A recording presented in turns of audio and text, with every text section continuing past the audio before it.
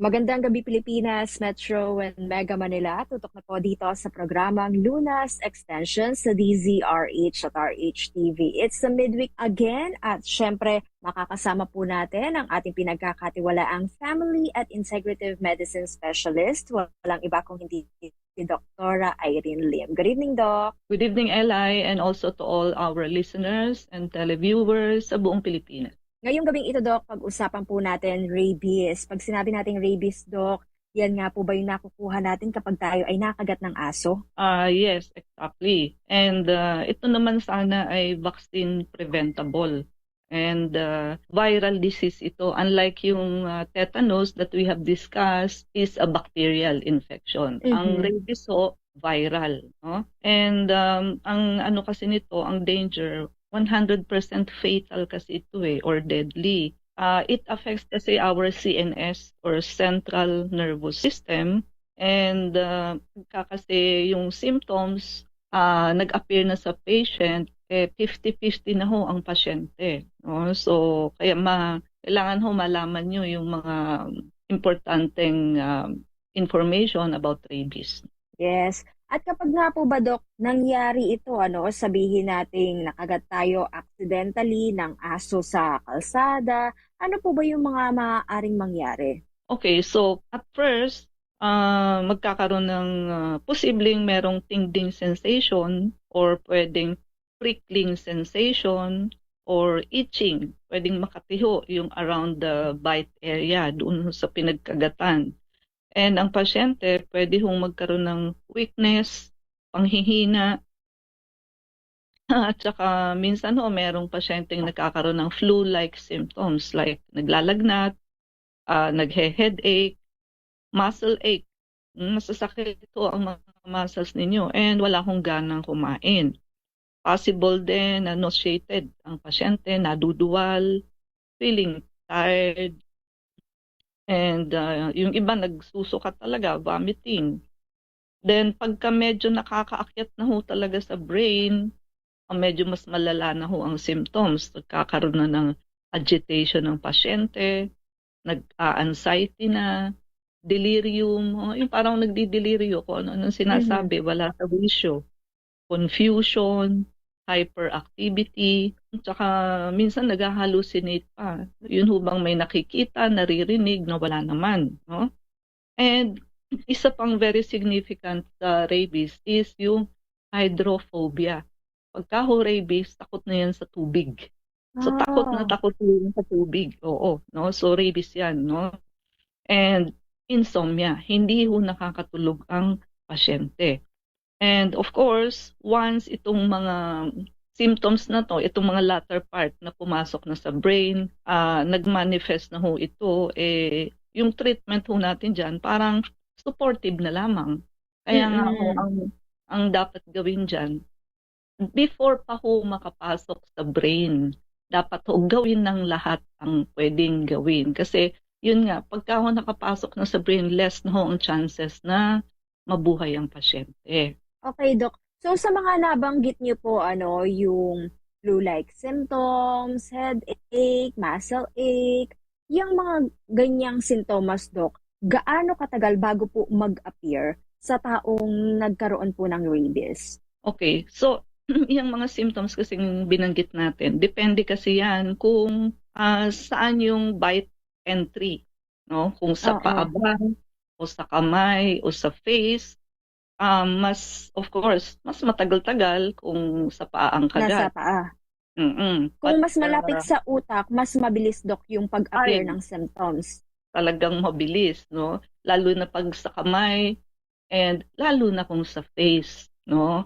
So, kailangan nyo ho talagang ASAP magpalagay ng anti-rabies. Hindi na ho uubra yung kung ano-ano pang i-consider ninyo. Pag sa face, sandali lang ho, oras lang, pasok na ho yan sa brain ninyo. No? Okay. Meron ding mga 2 to 3 weeks, no? Or 2 to 3 months kung napakaliit lang nung kagat at halimbawa nasa dulo lang ng daliri. But, ayun na nga, so meron ding ganun na umaabot din ng buwan. Kaya huwag kayong pakasiguro na sa loob ng ilang linggo walang nag-manifest na symptoms, okay na kayo. Kasi ang incubation period niya, pwedeng weeks lang, but it may also be 2 to 3 months.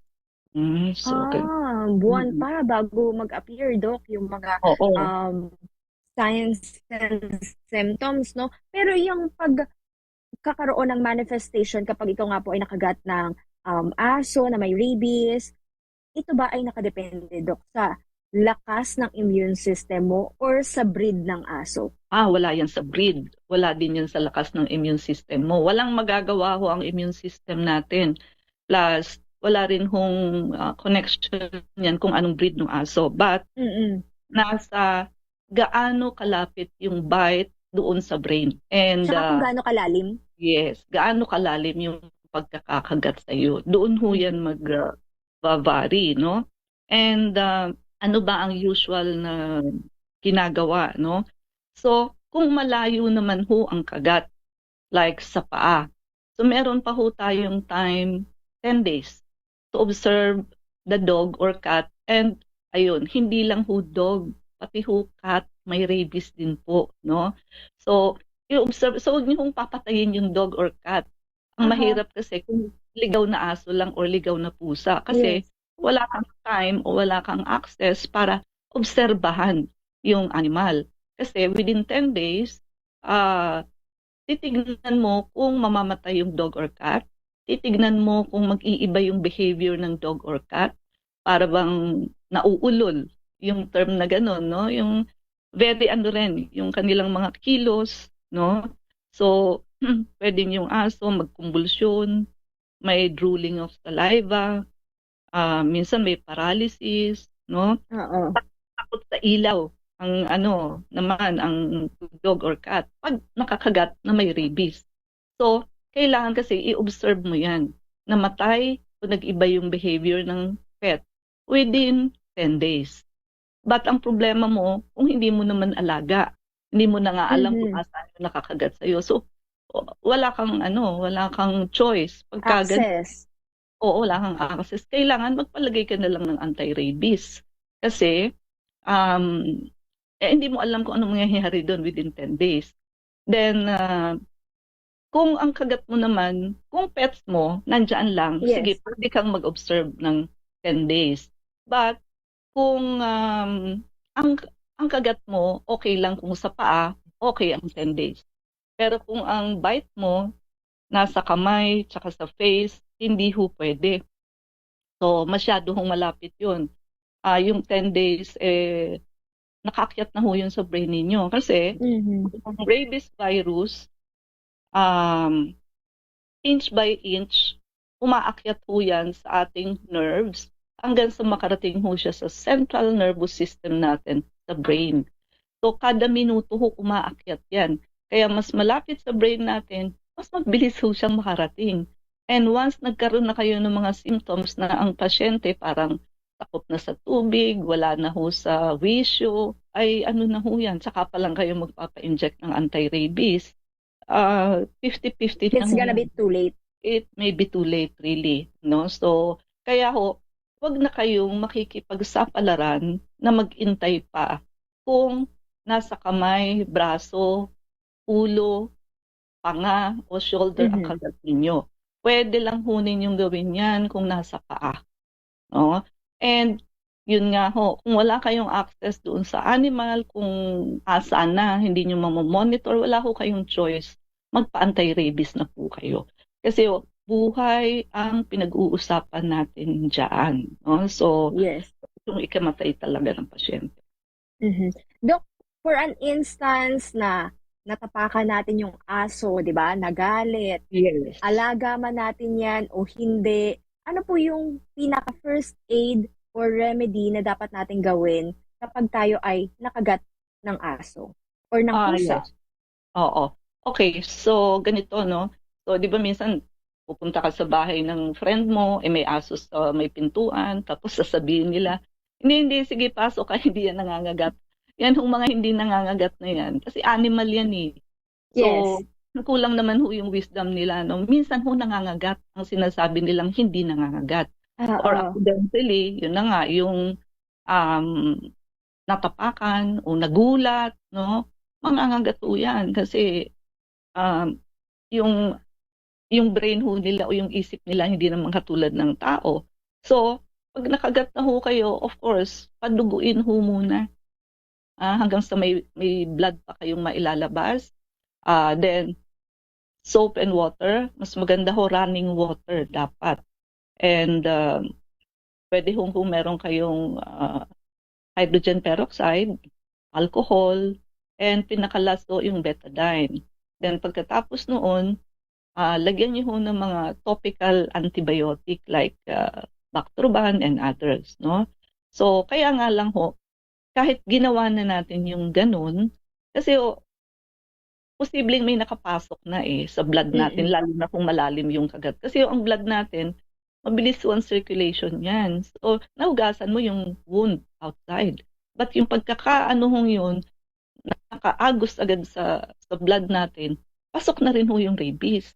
So, kaya kailangan nyo rin ho ang anti-rabies kahit hinugasan nyo na yung sugat.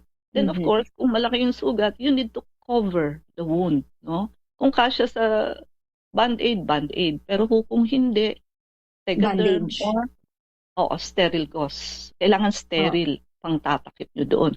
And another thing, ang nakakagat ho ng dog or cat, kailangan din ho ng anti-tetanus, hindi lang ho anti-rabies. So ang anti-tetanus, kailangan maglagay talaga kayo. Hindi na ho yan ino-observe ng 10 days, whatsoever. Anti-rabies lang ho. Pero ang anti-tetanus, SOP din ho yan sa mga dog bite, cat bite, no? So ganun. So yun ho ang immediate na gagawin nyo. But kahit ginawa nyo na yung first aid na yan, wala akong guarantee yan na hindi kayo na-rabies kasi baka ho napasok na sa blood. Doon ho a-action ang vaccine natin, anti-bakuna ng anti-rabies. Okay, alamin pa natin, Doc, paano nga po ba yung mode of transmission? May mga dapat bang pagkaing iwasan kapag po tayo ay nakagat ng aso o ng pusa?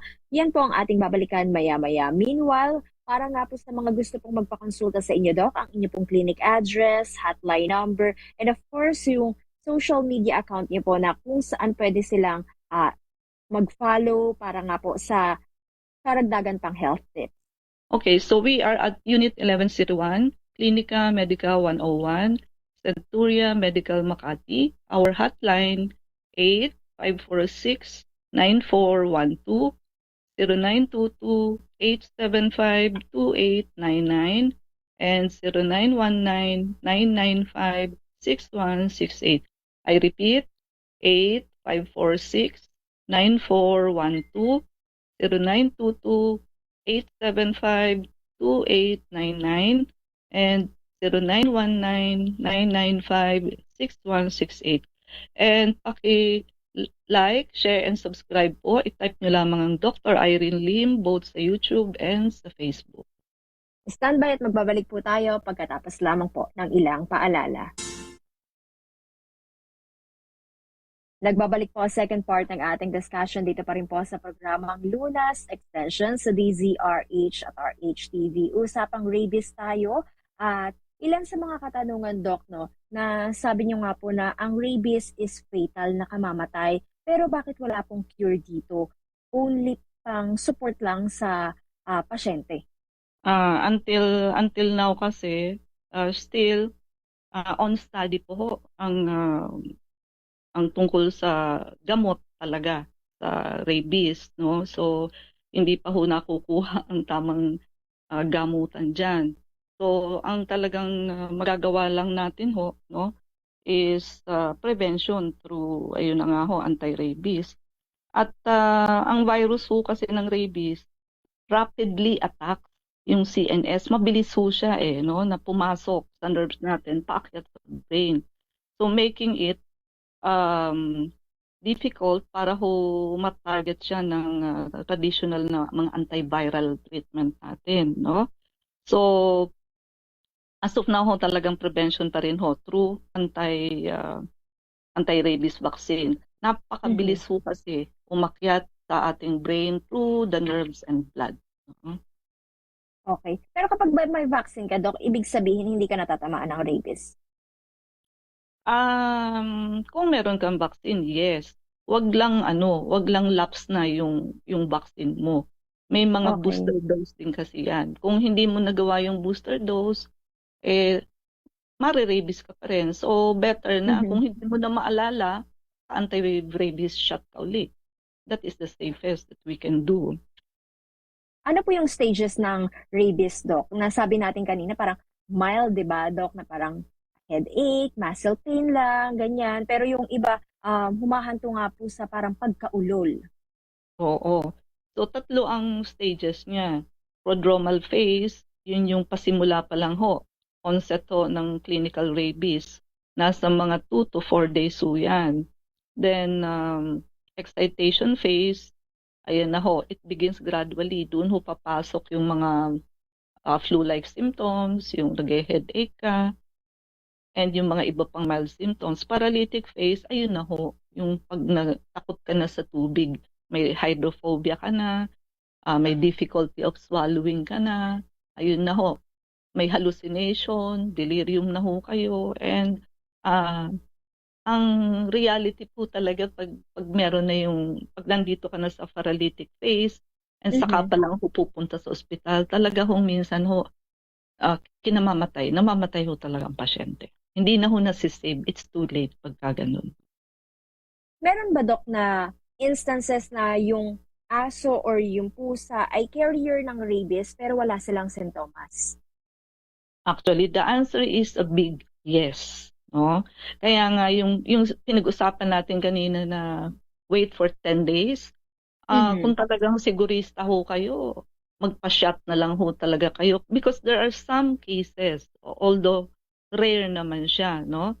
Um, ayun nga ho, merong dogs and cat na wala hong symptoms, no? So, um, kadalasan ho, ilang weeks pa ho, bago lumabas yung ah, symptoms. So, yung process ho can last for 3 to 12 weeks actually. Aha. Eh, di ho ba, 10 days lang yung sabi nating observation.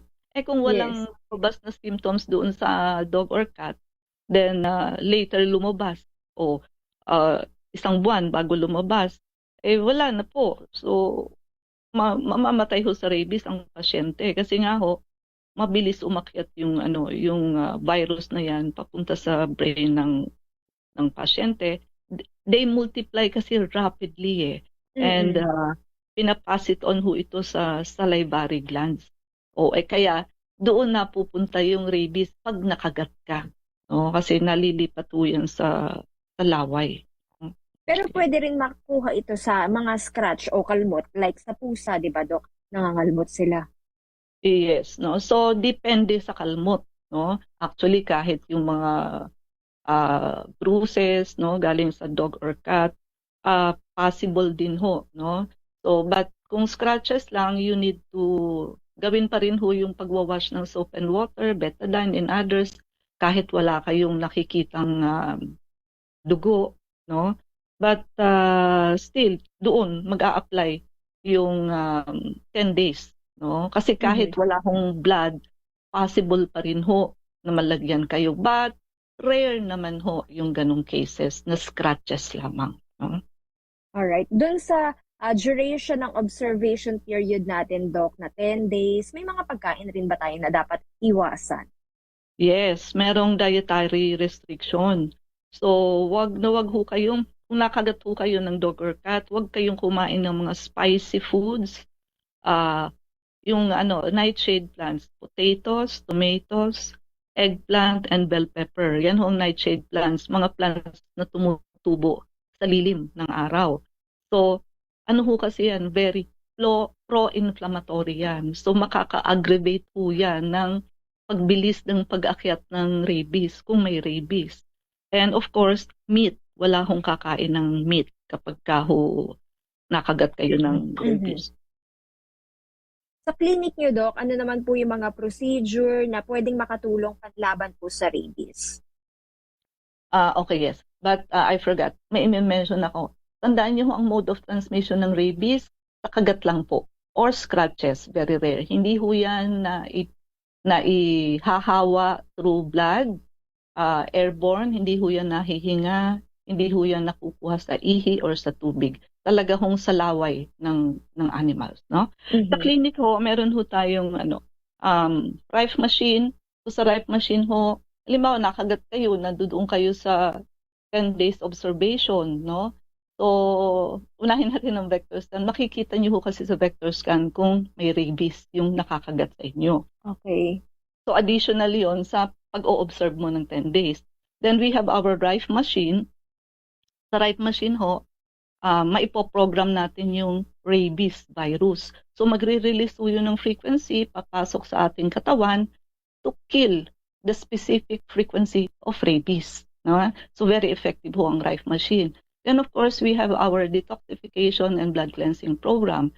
So, yung blood cleansing program ho, mas uunahin natin kaysa sa detox kasi swero ho ito, intravenous. So, mas mabilis niya hong mapapatay yung rabies kasi yung blood cleansing natin, high dose vitamin C, ultraviolet, ozone, and laser, nakakapatay ho yan ng lahat ng klase ng germs, including rabies and tetanus, no? And yung detox program naman ho natin, since yung liver and kidney ho, pwede rin ho kasi yung pagtaguan ng virus, no? So, doon ho sa waiting time yung 10 days, pwede na ho kayong mag-detox doon dahil 5 days lang naman ho ang ating detox program. So, hindi ho natin sinasabi na wag na kayong magpa-anti-rabies shot. But itong sa ating clinic, may way kayo para malaman kung may rabies yung nakakagat sa inyo. Then add on ho ito kasi. Lalo na yung mga sa tansya mo talagang meron, makakatulong ho ng malaki itong ating vector scan, Rife machine, detoxification, and blood cleansing program sa clinic. No?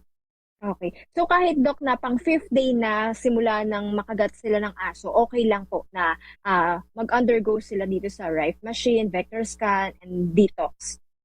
Yes. Dapat ngang apurahin kasi baka meron, di ba? Malaki ho ang maitutulong to kill the rabies virus.